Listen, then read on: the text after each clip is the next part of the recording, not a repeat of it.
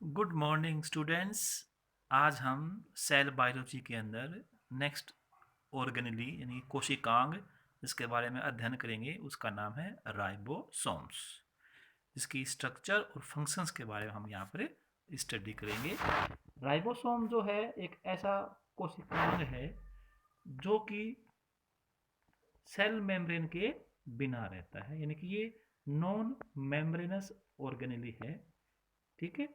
इसके अलावा इसे हम सिर्फ इलेक्ट्रॉन माइक्रोस्कोप से ही देख सकते हैं। और राइबोसोम्स को हम सेल्स की फैक्ट्री कहते हैं या प्रोटीन फैक्ट्री कहते हैं, क्योंकि इन्हीं के द्वारा प्रोटीन संश्लेषण किया जाता है, यानी कि ट्रांसलेशन।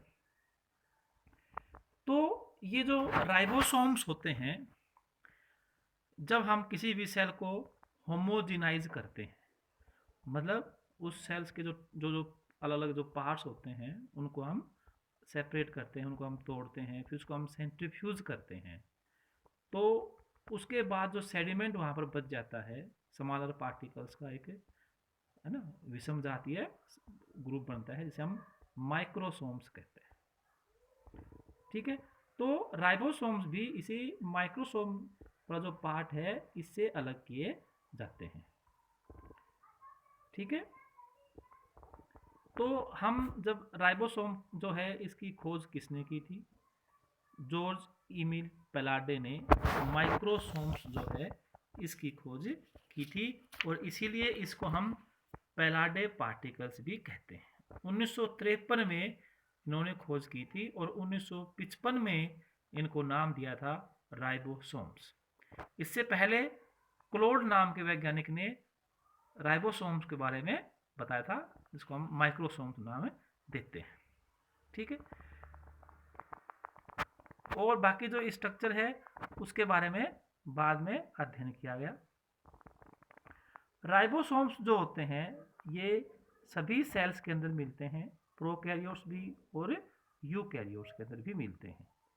प्रोकैरियोटिक जो राइबोसोम होते हैं उन्हें हम फ्री राइबोसोम्स कहते हैं, यानी कि ये ऐसे राइबोसोम होते हैं जो उस कोशिका के मैट्रिक्स में होते हैं, यानी कि साइटोप्लाज्मिक मैट्रिक्स में ये मिलते हैं।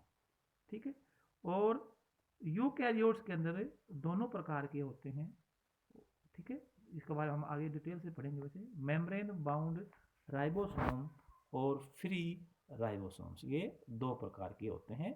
मेम्ब्रेन बाउंड जैसे इनके नाम से सिद्ध होता है, ये किसी दूसरे कोशिकांग के साथ अटैच रहते हैं। एंडोप्लाज्मिक रेटिकुलम है, न्यूक्लियस है, या कोई और कोशिकांग होता है। ठीक है।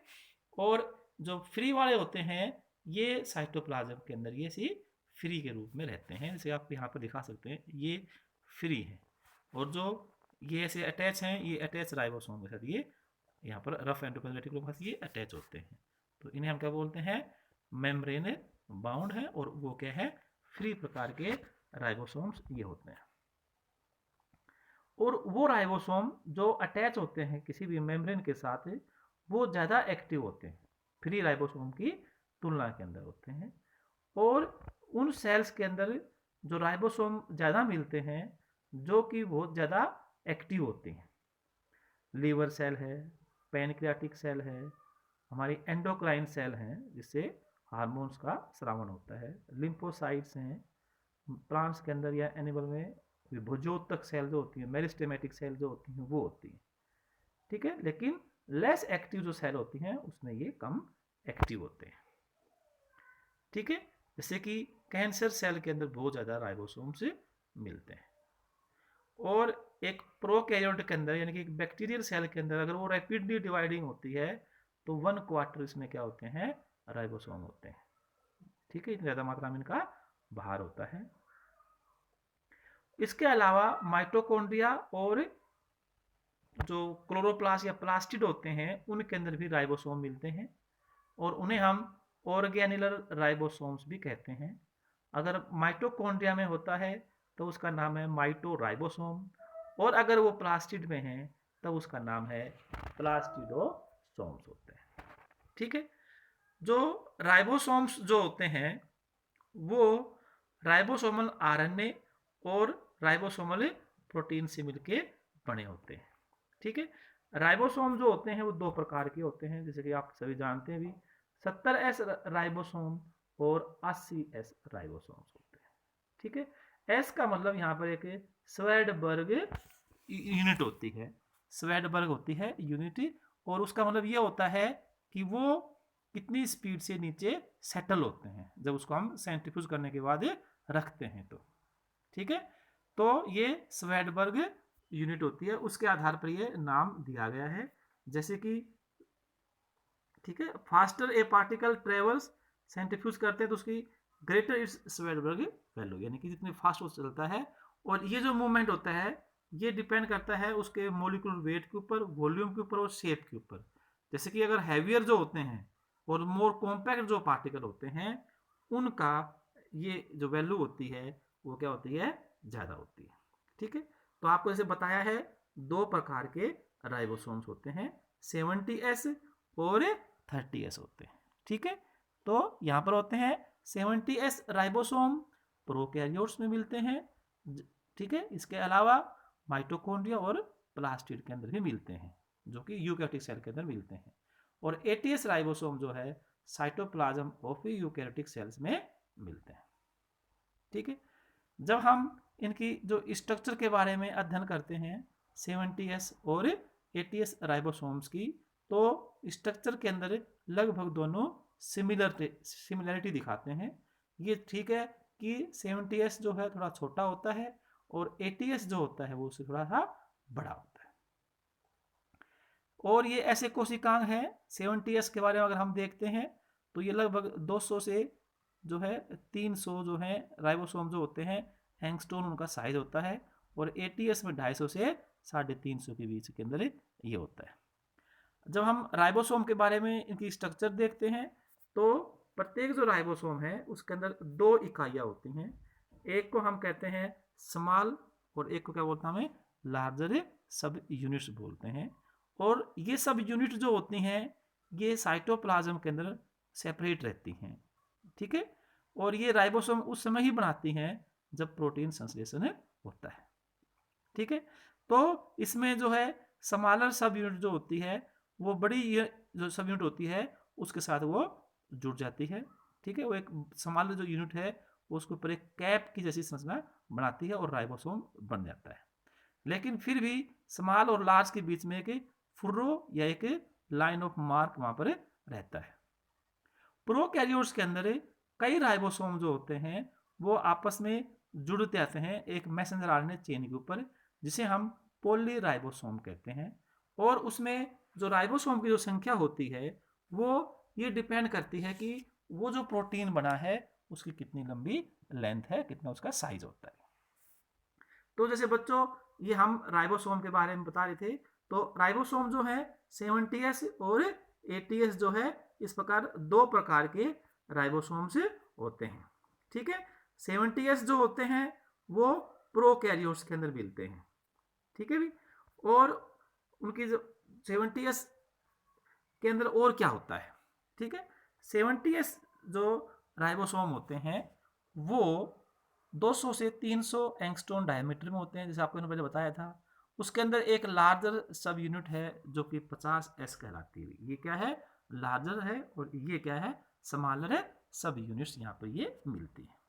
ठीक है, सब यूनिट जो होती हैं वो आरएनए और कई बेसिक जो प्रोटीन होते हैं उनकी बनी होती हैं।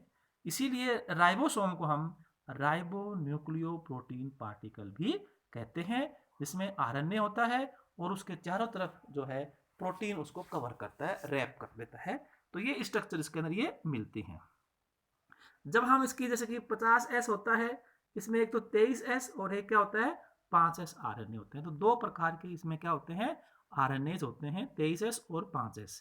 और बाकी इसमें 34 प्रकार के क्या होते हैं, इसमें प्रोटीन मिलते हैं। और ये मिलकर इसकी बड़ी इकाई बनाते हैं जिसे हम क्या बोलते हैं 50S सब यूनिट कहते हैं। ठीक है भी, ऐसे ही 30S सब यूनिट जो होती है उसमें 16S आरएनए होता है और उसके अंदर 21 डिफरेंट प्रकार के प्रोटीन्स वहां पर ये मिलते हैं भी। तो ये इनके अंदर ये 70S जो राइबोसोम होते हैं ये उसकी स्ट्रक्चर होती है जो कि प्रोकैरियोट्स के अंदर मिलता है। जब हम एटीएस जो के बारे में अगर अध्ययन करते हैं तो उसका साइज जो होता है इससे थोड़ा सा बड़ा होता है। ये 250 से लेके 350 एंगस्ट्रॉम का डायमीटर होता है एटीएस। एटी का मतलब हैवियर होगा, इसे नाम एटीएस है, थोड़ा लार्जर भी होते हैं ये, ठीक है। और यहाँ पर भी दो इकाइयाँ होती हैं, एक को हम कहते हैं 60S और एक क्या होती है 40S। तो ये यहाँ पर आपको भी ध्यान रखना है, जैसे वहाँ पर क्या थी 50 और 30, लेकिन इसको यहाँ पर जोड़ नहीं करना है 50 और 30 80 नहीं, वहाँ पर 70S होता है। तो यानी कि अगर वो 70S राइबोसोम है तो 70 की स्पीड से बैठता है, जब वो सब यूनिट में टूट जाता है तो एक 50 की रेट से बैठती है और एक 30 की रेट से। ऐसे ही यूकैरियोट्स के अंदर जो राइबोसोम होते हैं उनके अंदर जो छोटी यूनिट है वो 40S होती है और बड़ी क्या है 60S होती है। इनको हम यहाँ पर कंपेयर भी कर सकते हैं। जैसे कि हम सबसे पहले छोटी यूनिट के बारे में पढ़ते हैं, यानी कि 40S जो यूनिट होती है, तो 40S यूनिट के अंदर भी क्या होगा, एक तो राइबोसोमल आरएनए होगा, उसका नाम क्या होगा 18S। तो इसको प्रोकैरियोट्स और यूकैरियोट्स हम डिफरेंशिएट कर सकते हैं कि प्रोकैरियोट्स में 16S थी, यहाँ पर क्या हो गया हुए 18S आ गई। और यहाँ पर जो प्रोटीन है वो कितने हो गए 33 प्रकार के प्रोटीन हैं, उनके अंदर लगभग बराबर प्रोटीन्स थे। यहाँ पर क्या होते हैं थोड़े से प्रोटीन की मात्रा ज़्यादा है, आरएनए की मात्रा कम है, यानी कि 60-40 रेशियो होती है और वहाँ पर 50-50 के अंदर होती है। फिर जो इसकी तो ये 18S राइबोसोमल आरएनए होता है 18S, ठीक है, जो कि 16S के होमोलोगस होता है। ये 60S जो सब यूनिट होती हैं भी, उसके अंदर क्या क्या होते हैं, उसके अंदर 28S 5.8S और 5S आरएनए जो है तो ये है 5.8 होती है, ठीक है। तो ये टाइप मिलती है बड़ी यूनिट के अंदर आती है, ठीक है भाई। बड़ी यूनिट वहाँ पर जैसे 23 थी तो उस 23 से यहाँ पर क्या होगी 26S, यानी कि 28S जो है ये इसकी यूनिट होगी। कोई बुक्स में 26 है, कहीं में 28 है भी, तो ये 26S जो है ये यहाँ पर एक इकाई के अंदर इसके अंदर ये आ गई, ठीक है। इसके अलावा आप इसको आप देखिए 5S आरएनए भी इसमें मिलता है और 5.8S जो आरएनए होता है वो correspond to the 5S end of the 23S RNA का होता है, ठीक है। तो ये होती है और इनके अंदर जो है 60S यूनिट के अंदर जो है 45 डिफरेंट बेसिक प्रोटीन होते हैं, जबकि 18S में कितने थे 33 थे।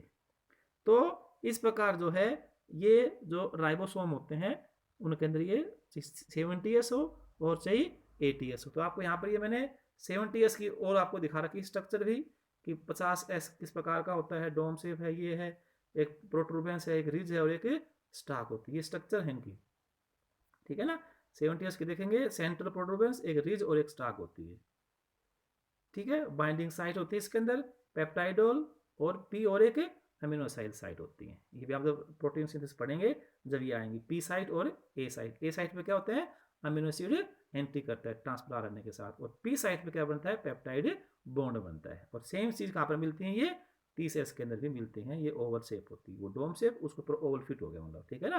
तो ये इनके अंदर ये आती हैं।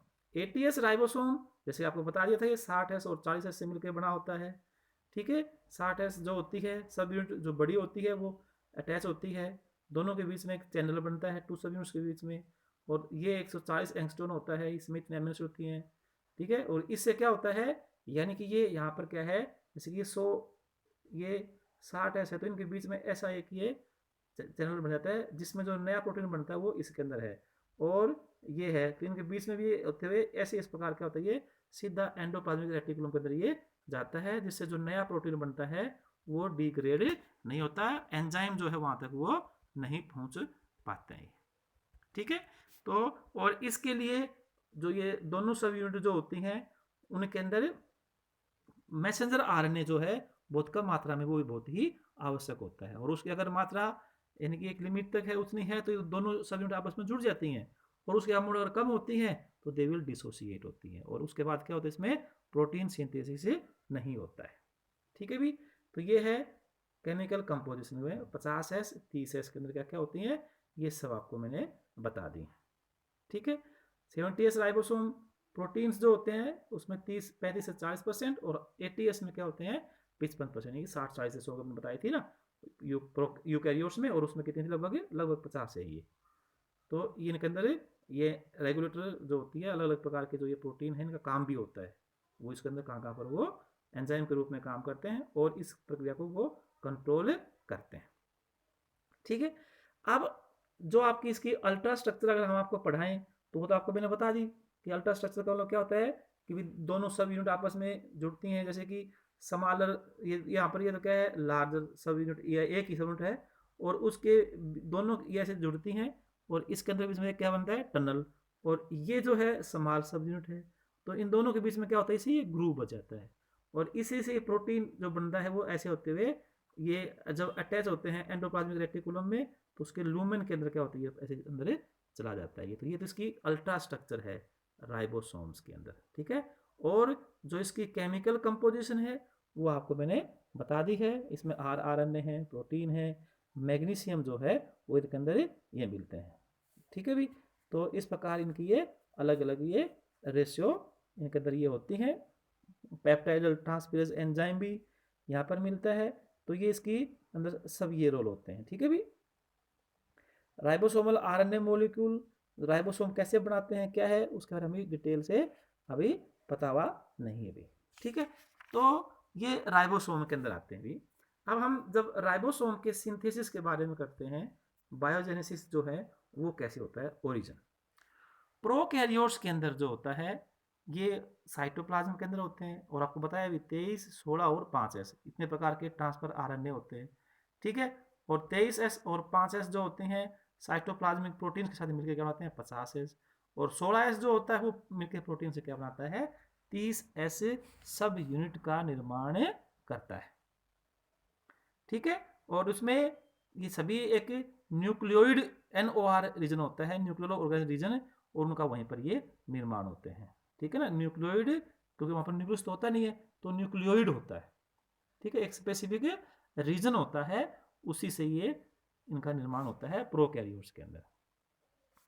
जब हम यूकैरियोट्स के अंदर इसका ओरिजिन करते हैं, तो इसका ओरिजिन के लिए यूकैरियोट्स के अंदर क्या होता है कि 5s जो आरएनए होता है उसका सिंथेसिस जो होता है, ठीक है भी, वो कहीं और होता है, और बाकी जो 28s, 18s और 5s जो राइबोसोमल आरएनए होते हैं वो एक 45s आरएनए बनता है, और ये 45s आरएनए टूट जाएगा, और इससे क्या बनेंगे भी, ये 45s आरएनए है, 5.8, 28, 18, और इससे ये क्या होगी, ये बन जाती है, और 5s आरएनए जो वो कहीं और बनता है, ये ध्यान रखना है भी। ठीक है, from the rDNA lying adjacent to the NOR nucleolar organising region जो होता है उसके पास से ये इसका निर्माण होता है 5s आरएनए। तो यहाँ पर ध्यान रखना है, ये अलग अलग जगह पर बनते हैं, जबकि प्रोकैरियोट्स के अंदर क्या होते हैं, वो सेम जगह पर ही बनते हैं, और ये बनने के बाद जो है इनके चारों तरफ प्रोटीन को कवर कर लेता है, और उससे 60s और 40s सब यूनिट्स बनती हैं, किसमें, न्यूक्लियस के अंदर ही, और न्यूक्लियस के अंदर ही, और वहां से फिर वो बाहर साइटोप्लाज्म में बाय द न्यूक्लियर पोर बाहर आती है। ठीक है, तो ये राइबोसोम जो होते हैं ये अपने आप ही असेंबल होते हैं, प्रोटीन और आरएनए जो वहां पर उपलब्ध होते हैं, तो ये अपने आप ही इकट्ठे हो गए, राइबो न्यूक्लियो प्रोटीन स्ट्रक्चर जो होती है उसका ये निर्माण करते हैं। तो ये यहाँ पर आपको लार्जर सब यूनिट, स्मॉलर सब यूनिट जो है ये दिखा रखी है, ये पी साइट, ये ई का मतलब एग्जिट होती है प्रोकैरियोट्स में, जहाँ से वो फ्री जो होता है ट्रांसफर आरएनए वो वहाँ से वो निकल जाता है, और ये दोनों के अंदर लगभग इनकी स्ट्रक्चर क्या होती है, सिमिलैरिटी होती है। ठीक है, तो ये भी आते हैं भी, तो ये इस प्रकार राइबोसोम को हम प्रोटीन फैक्ट्री कहते हैं, आपको मैंने पहले बता दिया, ये प्रोटीन का सिंथेसिस करते हैं। अच्छा, इस बात में ये भी है कि जो अटैच राइबोसोम होते हैं, ठीक है, इसको हम प्रोटीन फैक्ट्रीज के रूप में जानते हैं, वो या तो सेलुलर मेम्ब्रेन के प्रोटीन का निर्माण करते हैं अटैच जो राइबोसोम होते हैं, या लाइजोसोमल प्रोटीन का निर्माण करते हैं, या स्रावित प्रोटीन का निर्माण करते हैं, जिनको बॉडी कहीं दूर एक्सक्रिएट कर देती है, लाइजोसोमल प्रोटीन भी से निकलते हैं। तो इनके ऊपर एक स्पेसिफिक सीक्वेंस होता है जिसको हम सिग्नल सीक्वेंस कहते हैं, और इसके द्वारा क्या होता है, ये अपना जो टारगेट होता है ये वहाँ तक ये चला जाता है। जैसे कि अगर लाइजोसोमल एंजाइम अगर होंगे तो वो लाइजोसोम तक जाते हैं, या कोई भी सिक्रेटरी होती हैं, तो इस प्रकार का उनका वो ट्रांसपोर्ट होता है। और जो फ्री राइबोसोम होते हैं, ठीक है, वो फ्री राइबोसोम जो होते हैं स्ट्रक्चरल और एंजाइमेटिक प्रोटीन्स बनाते हैं सेल के लिए, खुद के लिए, ठीक है ना, लेकिन उनका ट्रांसपोर्ट नहीं होते हैं। जैसे कि ग्लाइकोलाइटिक एंजाइम जो होते हैं वो सेल में ही बनते हैं फ्री राइबोसोम के द्वारा। इसके अलावा एक्सट्रिंसिक मेम्ब्रेन जो प्रोटीन होते हैं जैसे कि स्पेक्ट्रिन वगैरह, वो भी फ्री राइबोसोम से उनका निर्माण होता है। माइटोकॉन्ड्रिया, क्लोरोप्लास्ट के प्रोटीन भी जो हैं वो ऐसे ही मिलते हैं, ठीक है। तो ये सब जो होते हैं ये फ्री राइबोसोम के द्वारा इनका निर्माण होता है। तो राइबोसोम प्रोटीन फैक्ट्री के रूप में कहलाते हैं, ठीक है। तो ये था भी बच्चों राइबोसोम के बारे में, ठीक है भी। ओके भाई बच्चों, धन्यवाद।